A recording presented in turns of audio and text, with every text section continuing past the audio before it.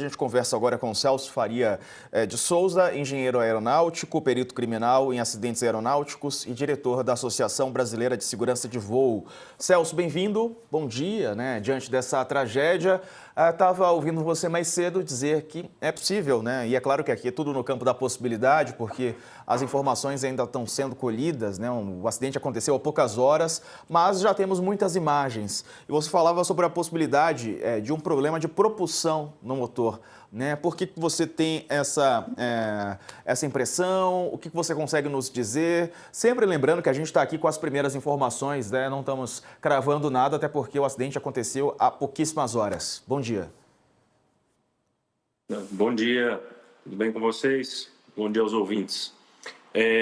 Por que a gente entende que o problema foi de propulsão, né?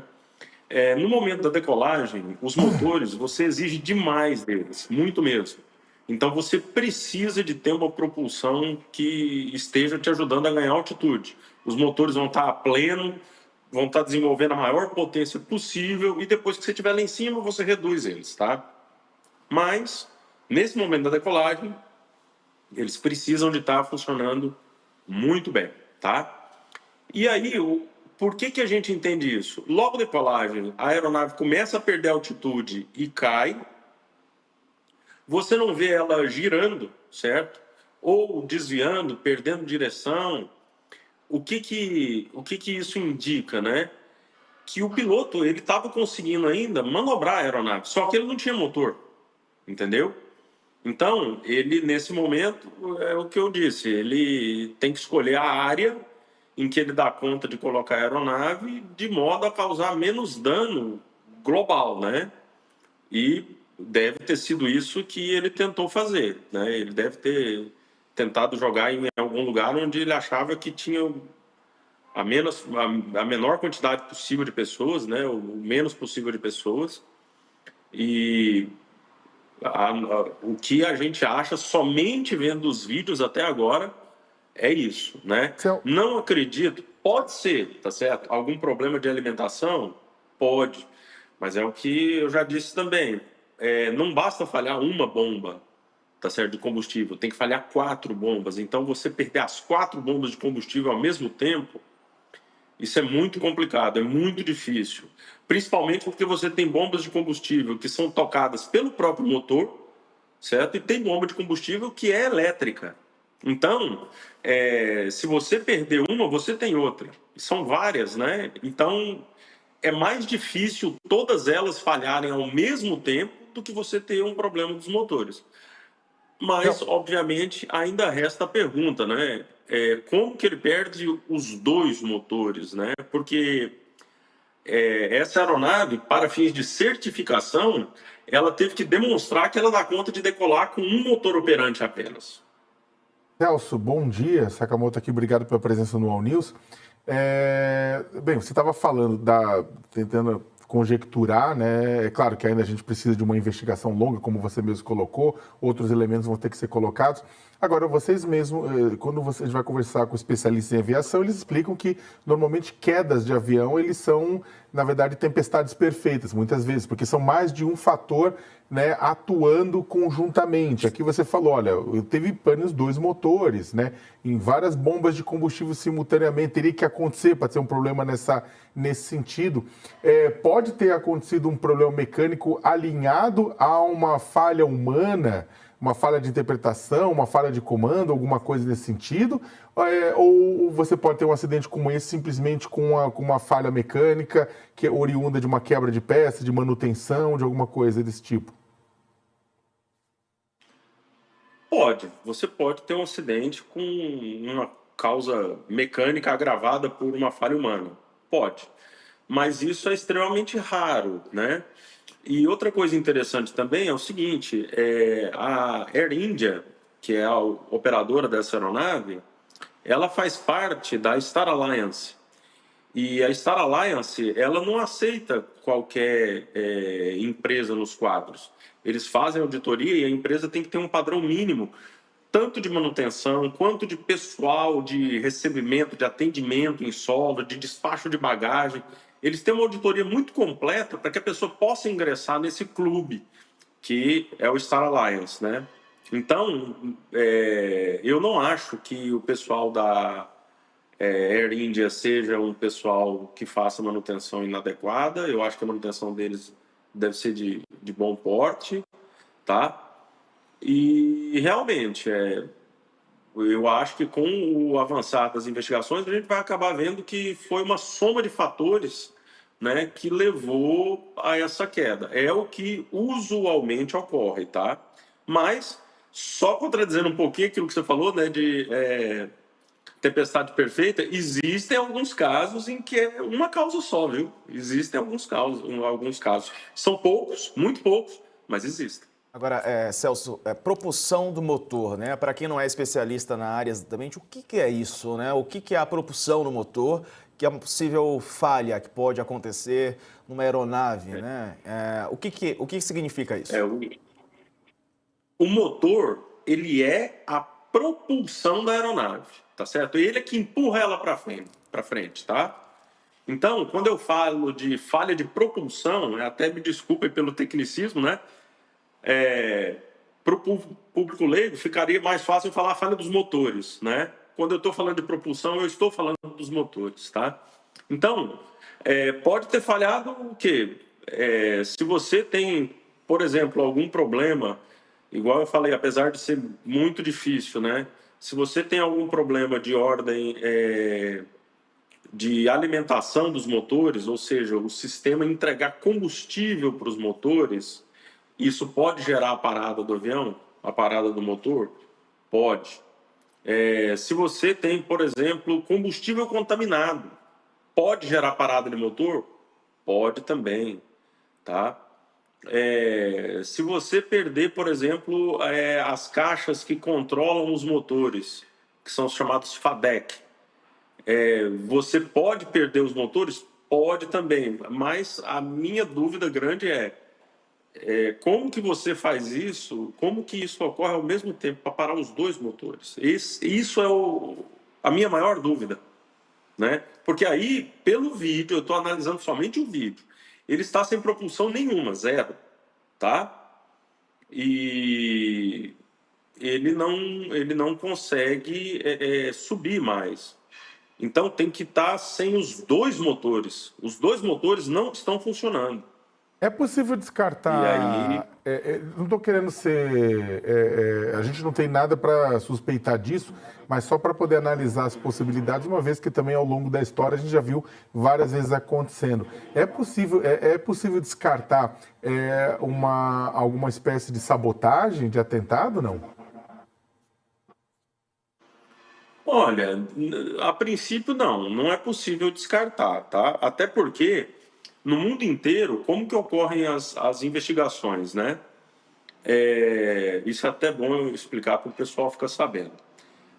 Quando você fala assim, olha, são múltiplos fatores, né? E eu, como você bem falou no começo, eu sou perito criminal do estado de Goiás. Eu sou da Polícia Técnico-Científica daqui e eu é que acabo fazendo a investigação das aeronaves, né?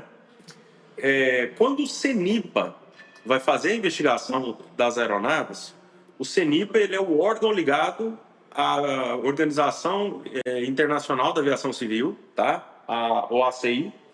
E o que eles fazem? Eles fazem a investigação com vistas a melhorar a segurança, né? E eu faço a investigação em paralelo com eles. É óbvio, no final a gente também quer melhorar a segurança. Mas o meu objetivo maior é procurar causa e culpa, né? Eu tenho que verificar se não houve um crime ali. Então isso é o que eu vejo bastante, tá? Então enquanto a ICAO ela realmente pensa nessa miríade de fatores, né, em vários fatores diferentes, né? Eu procuro ser objetivo, até porque a justiça ela é individualizada, né? Então tem que falar, olha, esse indivíduo fez isso, esse aquilo, né? Então é o que a gente tenta encontrar, né? Agora, sabotagem pode ser, tá certo? Pode ser. E quem vai levantar isso, se houve, não vai ser o órgão investigador da Índia, penso eu, vai ser a polícia indiana, tá? Inclusive a Índia, Acho que eu leio suas colunas, você é uma pessoa muito bem informada, Sakamoto. A gente sabe que a Índia ela tem várias regiões e vários conflitos internos e externos com países vizinhos, né? Então, não é absurdo pensar numa sabotagem. Eu tinha pensado, na verdade, aproveitando a sua deixa, eu tinha pensado exatamente porque a Índia, neste exato momento, está vivendo um período de recrudescimento de tensões, né, exatamente com o vizinho Paquistão por conta da Caxemira. Então, eu imaginei que a região da Caxemira sempre foi... Perdão. Né, sempre foi motivo de disputa. Mas você entender como que poderia ter sido uma sabotagem dessa é difícil, porque eles teriam que ter acesso à aeronave e o acesso é extremamente limitado, né? Porém, né, até olhando a história passada aí, não é absurdo a gente pensar nisso, lembrando que quem matou a Indira Gandhi foram 2 seguranças dela, que eram Sinks, e eles estavam tendo um problema interno com os Sinks, e os caras mantiveram seguranças do primeiro-ministro, do pessoal que estava tendo problemas lá, né? Então, vai saber. Agora, Celso, eu queria te perguntar sobre o aviso de Mayday, porque o piloto chegou a declarar, né, o aviso de emergência, mas mesmo assim perdeu contato com a torre também. E perdeu contato com a torre numa aeronave tão moderna, falando um pouco mais sobre esse Boeing, né? Ele é todo automatizado, né? Praticamente todo automatizado, ou não? Sim, ele é muito automatizado. Só que o que acontece, Diego, para você entender? Toda aeronave ela tem uma coisa que se chama carga de trabalho. O que é a carga de trabalho? É o quanto você tem, piloto, o quanto que ele tem que trabalhar para que o voo ocorra, tá? Então, eu vou te dar um exemplo. Se você voltar lá na década de 50, quando você tinha o Constellation, você tinha o piloto, você tinha o copiloto e você tinha o mecânico de voo, que ficava logo atrás deles, que tinha um painel na frente. Então, na hora que o pessoal decolava, eles viravam para o mecânico de voo e falavam assim, recolheu o trem. Aí o mecânico fechava uma válvula, fechava outra, ligava uma bomba, acoplava o sistema, recolhia o trem direito, ele abria uma válvula, fechava a outra, acionava outra bomba, recolhia o direito, entendeu? Então, era uma carga de trabalho tão grande que você precisava de 3 pessoas. Conforme foi ocorrendo a automação das aeronaves, essa parte de recolhimento, isso tudo de recolhimento que o mecânico de voo fazia, hoje é feito em uma alavanca no painel. Na hora que você põe para cima, já existe todo um sistema que interpreta que uma série de ações tem que ser tomadas e elas são tomadas sem a necessidade de uma pessoa, tá? Então essas aeronaves, elas têm uma característica muito grande de automação. Agora, o que é o problema quando a gente está falando que você falou assim, ele perdeu a comunicação com a torre, né? É o seguinte, imagina que você está lá, dentro da cabine, piloto e copiloto, e o nível de trabalho... Travou o sinal da conexão com o Celso, a gente já vai refazer a conexão. Enquanto isso, seguimos com imagens da Índia. E o primeiro-ministro da Índia, Narendra Modi, lamentou o acidente. A tragédia em Ahmedabad, é o nome da cidade, né, nos deixou chocados e entristecidos. É algo de partir o coração, além das palavras, disse ele. O primeiro-ministro do Reino Unido chamou as imagens do acidente como devastadoras.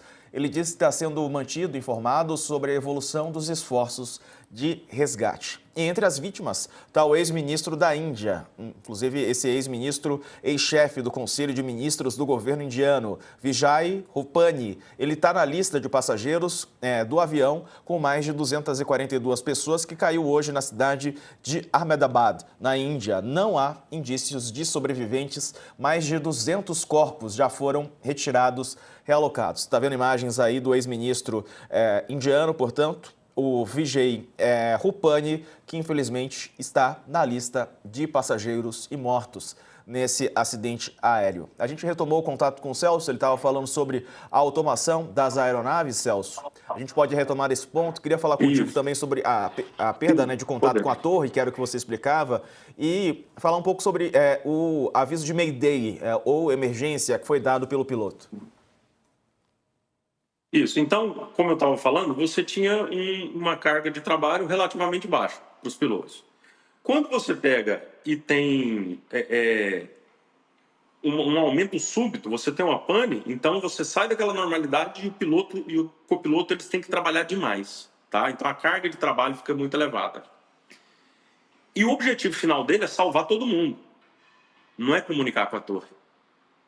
Na aviação, existe um princípio que é o seguinte: quando você tem um problema grave, número um, são palavras em inglês, mas eu vou arrumar uma tradução, a melhor tradução, né? A primeira é aviate. Aviate, o que é? Cara, dá um jeito de manter o voo, certo? Mantenha o voo, sob seu controle, inclusive. Esse é o número um. Número dois é navigate. Então, depois que você garantiu que você tem o comando da aeronave, volta a navegar. O que é isso? Volta para o seu plano de voo. Por quê? Porque senão você coloca em risco as outras aeronaves que estão perto de você. E número 3, communicate. Então, comunica o que está acontecendo. O cara, na hora que teve o problema, ele só acionou o Mayday. Ele declarou emergência, tá? Então, o pessoal já sabe que aquele avião está tendo alguma coisa. Por que ele fez isso? Porque ele pode pegar e desviar aviões que estavam indo para a mesma região desse outro avião. Então, ele pode pegar e salvar muita gente nisso daí, tá certo? Mas não há necessidade dele continuar comunicando com a torre. Você imagina, o cara lidando com a situação onde está a vida dele e de mais 246 pessoas envolvidas, mais o pessoal em solo, e ele ficar ligando para a torre, falando assim, ó, torre, eu estou aqui fazendo isso, isso, isso, tal. Ele não tem tempo para isso. Estava vendo aqui, inclusive, Celso, que esse acidente envolvendo esse modelo de aeronave, né, 787, seria o primeiro, né?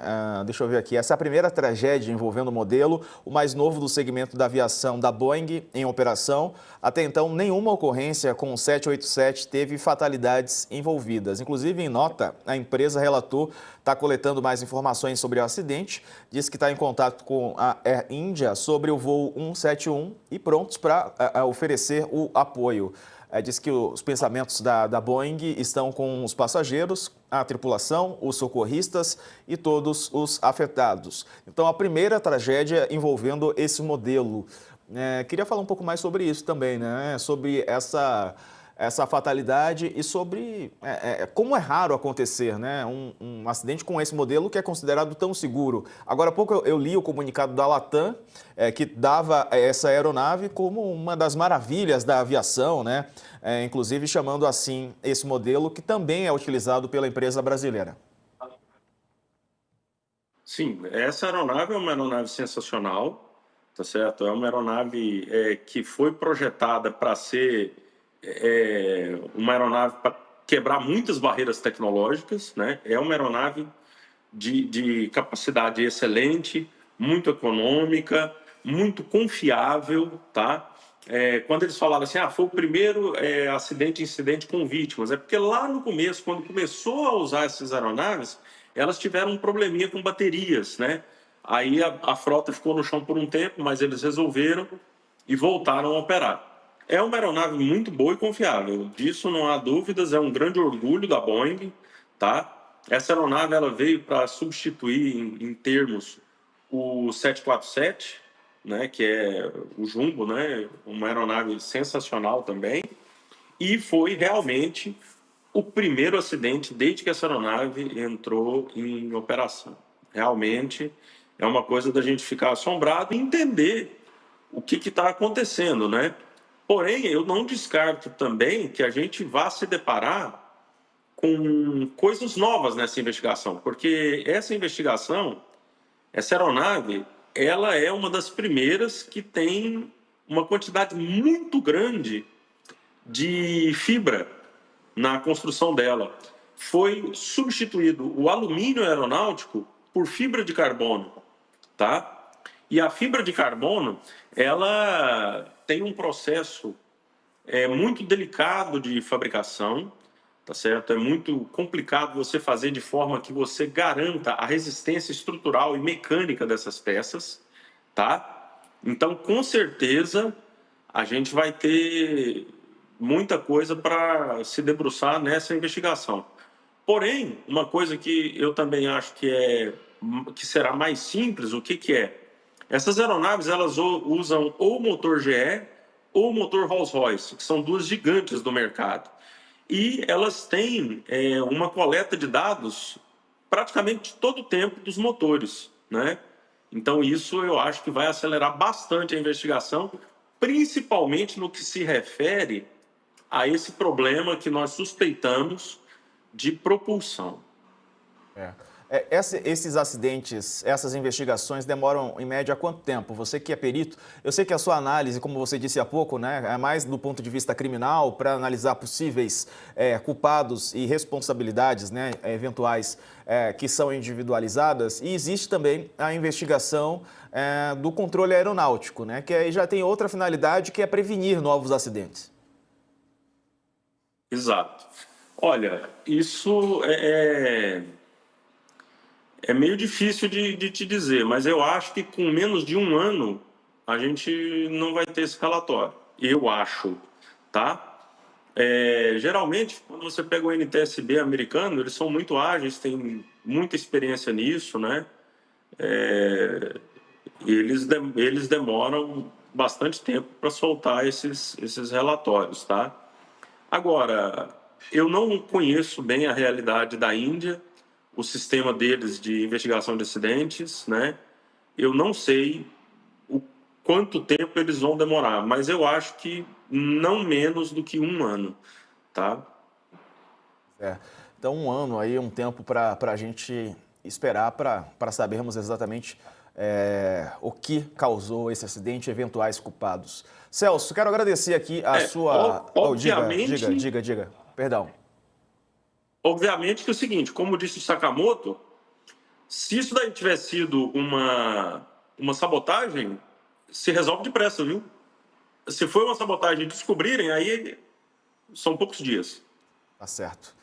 Vamos ver. Existe ainda essa possibilidade, é claro, nenhuma está descartada, ainda mais tendo em vista o ponto de onde aconteceu esse acidente. Essa cidade fica perto do Paquistão, né, Sakamoto? Você falava há pouco, e é uma área de conflito exatamente entre Índia e Paquistão. Celso, obrigado pela entrevista. Um abraço para você, um bom dia. Obrigado, até mais. Até.